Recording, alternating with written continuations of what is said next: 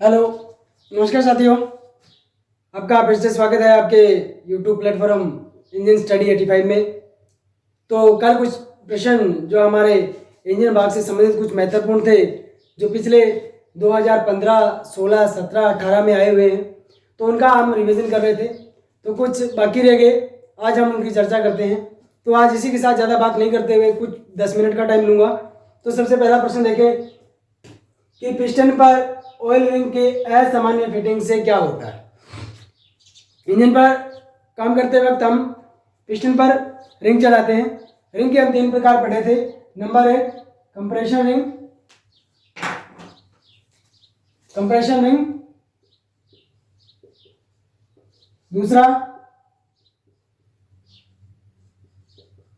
Oil scrap ring और तीसरा हमने पढ़ा था ड्यूफ्लेक्स रिंग। तो सभी रिंगों को चलाते वक्त हमें पूरी लापरवाही कभी नहीं करनी है, पूरा ध्यानपूर्वक हमें काम करना है। कभी भी रिंग चलाते वक्त, जैसे ये रिंग है, ये एक रिंग है, हर रिंग का एक एंड फैक होता है या फेस होता है, उसको कभी भी सीध में नहीं रखें। इस रिंग का मुंह इस साइड है तो दूसरे का आपने इस साइड रखना है, तीसरे का कुछ अलग डायरेक्शन में, मतलब कि किसी भी स्थिति में एक सीध में नहीं आए। क्यों? जब एक सीध में आ जाएंगे तो रिंग चलाने का महत्व खत्म हो जाता है। मान लेते हैं, कह देते हैं कुछ समय बाद रिंग घूम गई, घूमने का क्या होता है, रिंग घूम के एक सीध में आ जाते हैं, तो जैसे ही कंप्रेशन होता है वो कंप्रेशन टूट जाता है। इसीलिए प्रश्न यही था, ऑयल रिंग के असामान्य फिटिंग से क्या होगा। असामान्य फिटिंग से हमें स्पष्ट दिख रहा है कि हमने गलत फिटिंग कर दिया रिंग को गलत फिट करते ही हमारा क्या होगा, जो ऑयल खपत है वो बढ़ जाएगी। तो ऑप्शन देखते हैं हमारे पास क्या है, उच्च विस्कोसिटी। तो बात आती है विस्कोसिटी की। तो विस्कोसिटी हम जो लुब्रिकेंट ऑयल लेते हैं, उनका निर्धारण एक ऐसे ही कंपनी करती है, एजेंसी करती है। उस एजेंसी के थ्रू एक विस्कोसिटी का निर्धारण होता है। जैसे कि हमने पढ़ा था कि आपने लुब्रिकेंट ऑयल यूज करते हैं, वहां लिखा होता है SAE 20W40। मतलब कि आजकल का जो ऑयल आ रहा है 20W40, मतलब मल्टीग्रेड हो गया। पहले क्या होता था कि पहले 20, 30 और 40। हम एक बात बताना चाहेंगे कि जितना ग्रेड बढ़ेगा उतना ऑयल क्या होगा, गाढ़ा होगा, और जितना ग्रेड कम करेंगे उतना पतला या थिन होगा।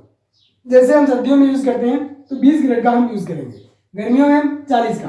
तो आजकल इस समस्या का निदान हो गया है, तो इसलिए हमें मल्टी ग्रेड ऑयल मिलता है, तो उसके अनुसार उसकी विस्कोसिटी चेंज की जाती है। तो यहाँ विस्कोसिटी हमारा आंसर नहीं आएगा। आगे तेल की खपत अधिक, यह हो सकता है। आगे उच्च दबाव, देखो जब हमारा रिंग घूम गया है, रिंग की असामान्य फिटिंग है, तो दबाव नहीं बढ़ेगा, और कम दबाव, ये स्थिति तो होती है, पर तो सबसे बड़ी बात आएगी तेल की खपत हमारे पास बढ़ जाएगी। चलो चलते हैं हमारे दूसरे प्रश्न पर। यह प्रश्न मैं यहाँ से डिलीट कर रहा हूँ। आगे है, सिलेंडर में अतिरिक्त हवा दबाव से भेजने की प्रक्रिया क्या कहलाती है। एक इंजन सिलेंडर है, ये हमारा एक सिलेंडर है, इसमें पिस्टन चल रहा है। यहाँ हमने एक इनलेट वाल्व, यहाँ एग्जॉस्ट वाल्व, ये इनलेट लगा दिया, ये एग्जॉस्ट लगा दिया, 2 वाल्व लगा दिए। ये कह रहा है अतिरिक्त हवा दबाव से भेजने की प्रक्रिया, मतलब एग्जॉस्ट का हमारा काम नहीं, इनलेट का। इनलेट में कह रहा है कि जब पिस्टन चलता है तो अपने दबाव से हवा अपने अंदर लेता है, जिसे बोला जाता है स्वेप्ट वॉल्यूम।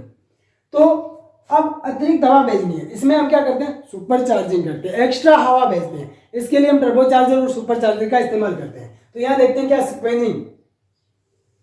स्क्वेंजिंग एक ऐसी प्रक्रिया है जिसमें निकास गैसों को बाहर निकालने की प्रक्रिया, जिससे निर्गम आउटपुट हमारा अधिक हो, आउटपुट क्या हो, अधिक हो, ताकि अगर जली गैसें सिलेंडर में रह जाती है तो क्या होगा, जैसे नया चार्ज आएगा, जली गैसें उसके साथ मिश्रित होगी, तो उसमें ज्वलनशीलता कुछ कम हो जाएगी। इसी प्रक्रिया को हम कहते हैं स्क्वेंजिंग। टर्बुलेंस हमने पढ़ा था, पिस्टन पर बनने वाले इस कंप्रेशन चेंबर को, या कुछ चेंबर का आकार ये बना करके, यहाँ आपने ऐसा भी देखा होगा, ऐसा भी बना होता है, या ऐसा भी बना होता है, या आगे हम दहन कक्ष पढ़ेंगे तो दहन कक्ष आप देखोगे इस तरह से बना के ये बना दिया, यहां से दहन कक्ष को कुछ ऐसा करके, यहां से कुछ ऐसा भी बना दिया जाता है, या दहन कक्ष का कुछ आकार ऐसा बना करके, यहां से ऐसा करके स्विरल टाइप भी बना दिया जाता है। तो इन सभी में हवा को क्या करता है, घुमाया जाता है। और घुमाने का क्या पर्पज होता है टर्बुलेंस का, यही होता है कि जो छिड़काव होने वाला ईंधन है वो अच्छी तरह से मिश्रण हो जाए, और ब्लास्ट के समय उसमें से कोई ईंधन अधजला नहीं बचे। अधजला मिश्रण में हमें पता है हाइड्रोकार्बन की मात्रा होती है, जिससे कार्बन डाइऑक्साइड डीजल इंजनों में और कार्बन मोनोऑक्साइड पेट्रोल इंजनों में उत्पन्न होती है। तो यह सुपर चार्जिंग हमारा सही रहेगा। प्री इग्निशन प्रक्रिया होती है पेट्रोल इंजनों में सामान्यतः होती है जब इंजन ज़्यादा गर्म चलते हैं, तो उस स्थिति में पेट्रोल इंजन में क्या होता है, समय से पूर्व चार्ज का जलना प्री इग्निशन कहलाता है। ये कुछ क्रियाएं थी, प्री इग्निशन, डेटोनेशन और नोकिंग। इन तीनों के बारे में हम देखें। डेटोनेशन क्या होता है कि जैसे मैं एक यहाँ ड्रॉ करता हूं, ये मेरा एक पिस्टन है, पिस्टन ने चार्ज ले रखा काफी, ऊपर जाके यहाँ समय से इसको ब्लास्ट होना है। सबसे पहले प्री इग्निशन देखें। प्री इग्निशन क्या होता है, कुछ समय के बाद चलने के बाद इंजन की दीवारों पर कुछ कार्बन जमा हो जाता है। हमने देखा है जब कार्बन जमा होता है तो वो गर्मी के कारण सुलगता रहता है, और ये ज्यादातर घटनाएं पेट्रोल इंजन में होती है, क्योंकि पेट्रोल इंजन में हमारे पास क्या होता है, चार्ज, और चार्ज में क्या होता है, पेट्रोल और हवा का मिश्रण। तो उसको जलने के लिए कुछ सहायक ही चाहिए। अगर डीजल की बात करें, डीजल में हमारे पास हवा है, वो अपने आप कभी नहीं जलेगी। पेट्रोल इंजन में ये समस्या आती है। तो जैसे ही यहाँ मान लेते हैं कुछ क्या है, ऐसे स्पार्क हो रहा है, तो ये क्या करेगा, समय से पहले इस चार्ज को जला देगा। इस क्रिया को कह देते हैं अपने प्री इग्निशन। डेटोनेशन क्या होता है, अब जब ये जलेगा, ऐसा तो नहीं अचानक से चिंगारी लगी, क्योंकि जब तक पूरा कंप्रेशन नहीं होगा तब तक उसका तापमान ज़्यादा नहीं बढ़ेगा, परंतु ये क्या होगा, यहाँ से जैसे जला, इसको जला दिया, अब ये क्या करेगा, इसको जलाएगा, ऐसे ये इसको जलाएगा। जिसे परमाणु विखंडन वाली क्रिया थी, उस तरह छोटे छोटे प्रस्फोट, छोटे छोटे विस्फोट के रूप में फूटना ही इसका डेटोनेशन कहलाता है। बात आती है नोकिंग की। तो नोकिंग क्या होता है, जैसे ही पिस्टन ऊपर जा रहा है, पिस्टन की क्रिया क्या है, ऊपर जाने की। जिसे पिस्टन का स्थिति यहाँ पहुंचने के बाद उसको चिंगारी मिलनी थी और जलना था, और यहाँ से अपने वापस करके नीचे की ओर कहाँ, बीडीसी की तरफ करता। परंतु क्या हुआ, इसको चार्ज समय से पहले मिल गया और ब्लास्ट हो गया। इसी दौरान क्या होगा, इसको विपरीत झटका लगेगा। विपरीत झटका लगने से पिस्टन साइडों में से कहीं ना कहीं दीवार से टकराएगा, और टकराने के दौरान टन टन की एक आवाज आती है, जिसे अपने बोल देते हैं नोकिंग। तो हमारा यह प्रश्न था, उत्तर था सुपर चार्जिंग। आगे वाला प्रश्न है, क्रैंकशाफ्ट के जनरल व पिन में एक छोटा छेद किया जाता है, उसका क्या कारण है। इसमें क्रैंकशाफ्ट का मेन जनरल कौन सा होता है, ये लो जी, ये क्रैंकशाफ्ट का मेन जनरल हो गया। यहाँ हम इसको इस तरह से ड्रॉ कर लें। ये जो भाग होते हैं ये जनरल कहता है, जनरल। ये वाला भाग पिन कहलाता है। ये कहलाता है कि जनरल और पिन में इस तरह से छेद किए होते हैं। क्यों किए होते हैं, आप सबको पता है क्यों किए होते हैं, ताकि ऑयल पंप से आने वाला, ये हमारा ऑयल पंप आ गया, यहाँ से जो तेल है यहाँ आएगा, यहाँ से तेल इसको लुब्रिकेशन करता हुआ पिन को करेगा, पिन के साथ कनेक्टिंग रोड लगी हुई है, कनेक्टिंग रोड के छोटे होल से होता हुआ पिस्टन पिन को करेगा, और इन बियरिंग को लुब्रिकेशन करने के लिए हम इनका इस्तेमाल कर लेते हैं। आगे देखते हैं आगे वाला प्रश्न कि इंजन के क्रैंक केस से हवा निकालकर फिर इनलेट मैनिफोल्ड से इंजन में भरा जाना क्या कहलाता है। प्रश्न ध्यान से सुनना कि इंजन में क्रैंक केस, अब हमें पता है जो हमारी क्रैंक थी ये यहाँ से इस भाग में जुड़ी होती है, याद है, इससे ऊपर वाला भाग कहलाता है ब्लोक। इस भाग में हमारी क्रैंकशाफ्ट लगी होती है। ये कह रहा है कि इंजन के क्रैंक केस से हवा निकलकर, यहाँ से हम एक पाइप लगाते हैं जो हवा निकलकर इनलेट मैनिफोल्ड से इंजन में भरा जाना क्या कहलाता है। आपने सुना होगा एक ब्रीदर पाइप, क्या ब्रीदर पाइप। ज्यादातर सिंगल सिलेंडर इंजन में आपने देखा होगा, जब कोई गाड़ी खरीदने जाती है तो उसका एक्सीलेटर देते हैं, और एक इंजन के यहाँ साइड में एक ऐसी इस तरह से पाइप लटका दी जाती है। इस पाइप से कुछ गैसें निकलती है, गैसों के साथ कुछ ऑयल वगैरह भी निकलता है। जब इंजन हमारा बैक प्रेशर हो, खराब हो, तो यहाँ से ऑयल भी निकलता है। इससे हम अगर धुआं निकलता है तो हमें पता लग जाता है कि हमारा इंजन बैक प्रेशर है, तो इसलिए इस ब्रीदर पाइप से चेक किया जाता है। इससे निकलने वाली गैसें दूषित गैसें होती है। उन गैसों का अगर दोबारा काम में नहीं लिया जाए तो यह वातावरण को दूषित करती रहती है। इसलिए पहले वाला सिस्टम था open breathing, open crank case ventilation. ये दो प्रकार की विधियां हमारे पास, क्रैंक केस वेंटिलेशन बोलेंगे, जिसे वातायन सिस्टम भी बोला जाता है। तो वेंटिलेशन सिस्टम एक ओपन हो गया, एक positive crank case ventilation, positive crank case, positive crank case ventilation. तो ओपन में क्या होता है कि डायरेक्ट जो गंदी गैसें थी वो डायरेक्ट हमारे वातावरण में हो जाती है। प्रश्न था निकलने के बाद वापस इंजन में भरा जाता है। अब क्या कर दिया, इस प्रक्रिया को उठा करके उल्टा कर दिया। यहाँ इस डायग्राम को थोड़ा सा हम पलट के बना लेंगे, इस तरह से बना लें कि हमारा ये इंजन था, इस तरह से हमने एक इंजन बना लिया। यहाँ जो गैसें निकल रही थी ब्रीदर पाइप के द्वारा, इन गैसों को उल्टा वापस हमारा जो इनलेट मैनिफोल्ड था, इनलेट मैनिफोल्ड के साथ जोड़ दिया जाता है, ताकि ये जो दूषित गैसें थी वापस हमारे इंजन में जाकर के जल जाए। जलने से क्या होगा, वापस वो कार्बन डाइऑक्साइड में मिश्रित हो जाएगी। तो इसलिए हमारे पास दो विधियां हैं क्रैंककेस वेंटिलेशन की, ओपन और पॉजिटिव क्रैंककेस वेंटिलेशन। आगे वाला प्रश्न था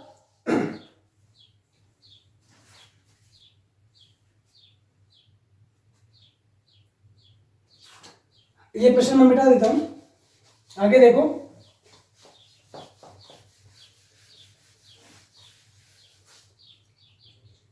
कि सीआई कंप्रेशन इग्निशन इंजन की तुलना में एसआई स्पार्क इग्निशन इंजन का कंप्रेशन रेशो होता है। बात आई कंप्रेशन रेशो की, तो इनको दोनों को डिवाइड करते हैं। ये लो बांट लिया। इसका क्या होता है,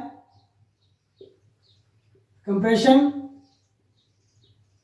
अनुपात ज्यादा और इसका होता है कम। अब बात आती है ज्यादा और कम क्यों होता है।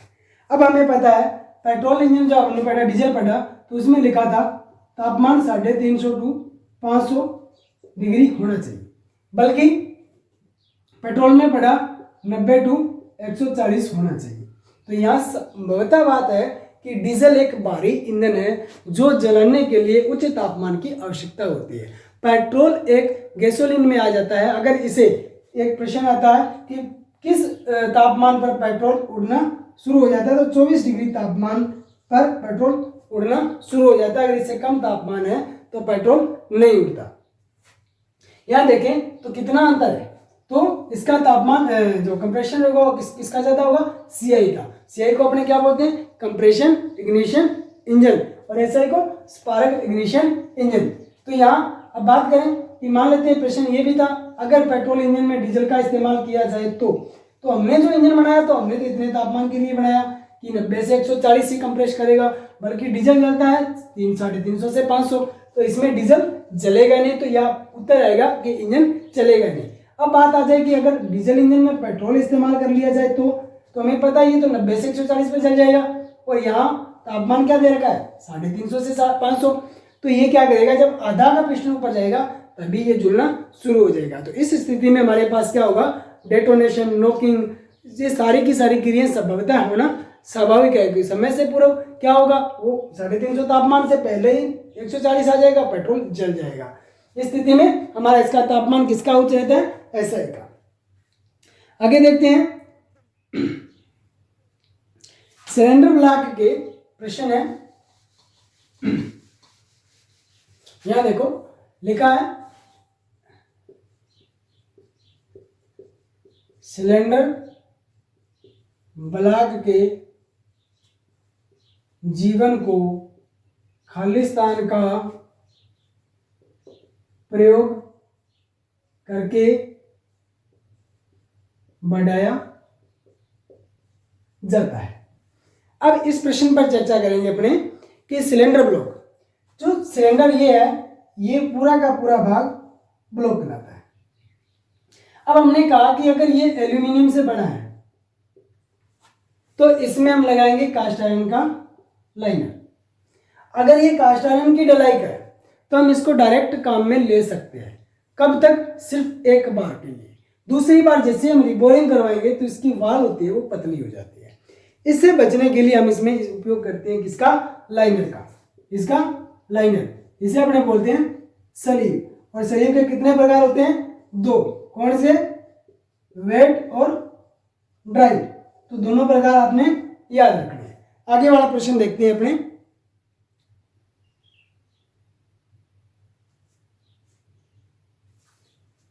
ये प्रश्न हो गया, चलो आगे वाला प्रश्न देखें। आगे लिख रहा है कि इंजन टाइमिंग के दौरान निकास वाल्व का समय से पहले खोलना क्या कहलाता है। तो इस बारे में मैंने चर्चा की कि वाल्व की 4-5 स्थितियां होती है। सबसे पहले लीड, फिर आएगा लेग,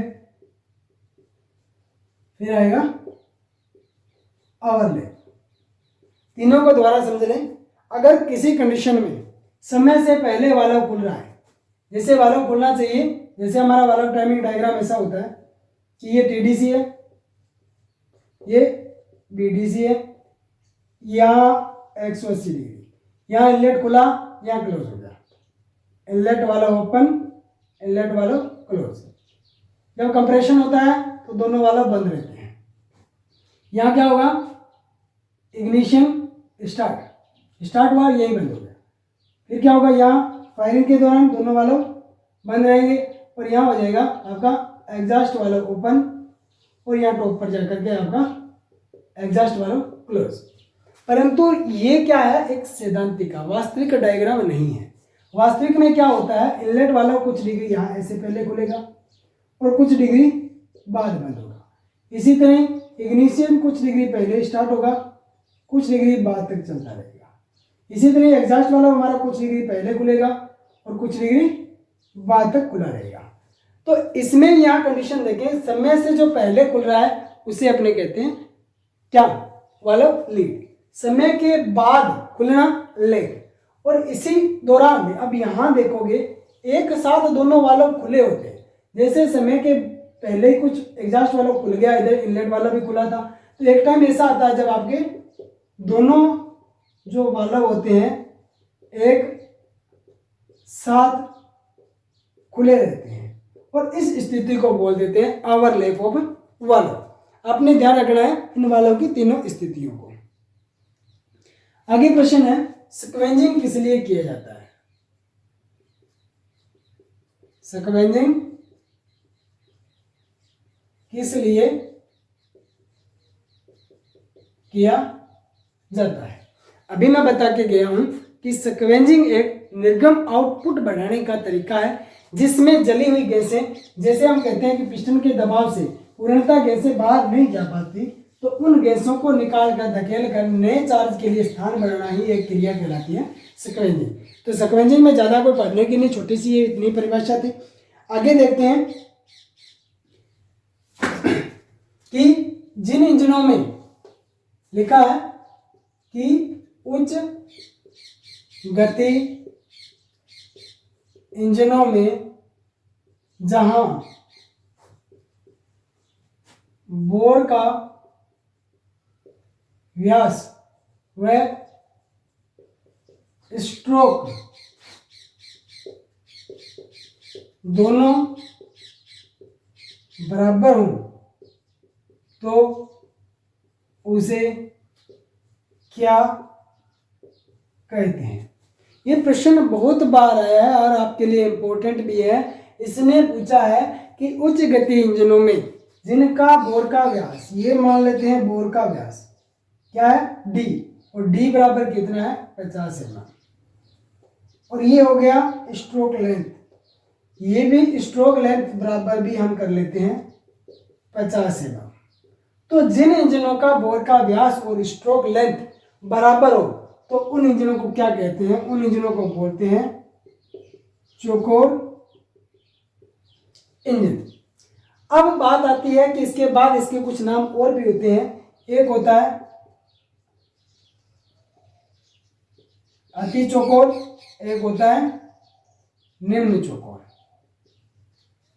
अति चौकोर उसमें होगा जिसमें स्ट्रोक लेंथ घट जाएगी और ये हो जाएगा 70।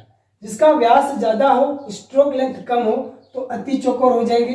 और अगर निम्न चौकोर हो तो यहाँ 50 कर लें, यहाँ 70 mm कर लेंगे तो ये क्या होगा, निम्न चौकोर हो जाएगा। ये लंबाई बढ़ जाएगी और ये क्या होगा, बोर इसका छोटा हो जाएगा। इसके साथ ही आज हमारा जो चैप्टर था इंजन के भाग, उसके लगभग महत्वपूर्ण जो प्रश्न थे आज तक आए हुए, मैंने काफ़ी हद तक आपको करवा दिए।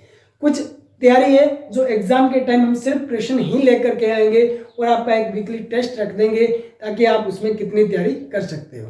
तो मैं आपसे बार बार एक रिक्वेस्ट करता हूँ, जितना उसके चैनल को सब्सक्राइब करें, शेयर करें और आप वीडियो शुरुआत से लेकर अंत तक देखें। पता नहीं आपके कौन सा प्रश्न काम आ जाए, जैसे ये प्रश्न इंपॉर्टेंट था और अंतिम में आपके आ गया है। तो धन्यवाद दोस्तों देखने के लिए।